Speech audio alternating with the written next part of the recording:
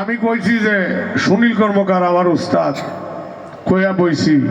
আমারে কয় খালি সুনীল কর্মকার নিয়ে বড়াই করেন তাইলে আপনার কাছে কি সুনীল কর্মকার এটা বিষয়টা কি পরে আমি ওইটা জিগাইছি তাইলে কও না এটা গান গাইছি আমি আর কি গাইছে দাদুরি মিলন গান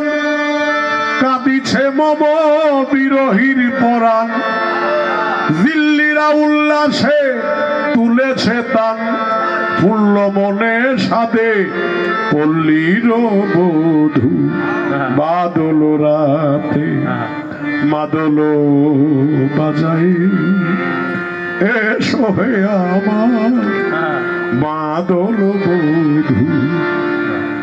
কইছে এনে আমারে বুঝাই দাও তোমরা 19-20 জন শিল্পী আছো যদি 20 জনে বুঝাই তারও 20,000 টাকা দিব মানে যেই বুঝাই তারও 1,000 করে হবে যে কোনো একজন গায়ক বাংলাদেশের বড় নাম কইতাম না ওইটাকে আনোয়ার রীতিমতো অপমান করলা যে কারণে গান গাওয়ার চাইতে গানের ভাষাগুলি বোঝা কিন্তু কঠিন এটা তো আমরার মানুষই আছে সব গাহিছে দাদুরি মিলন গান চিন্তা করতে হবে কিন্তু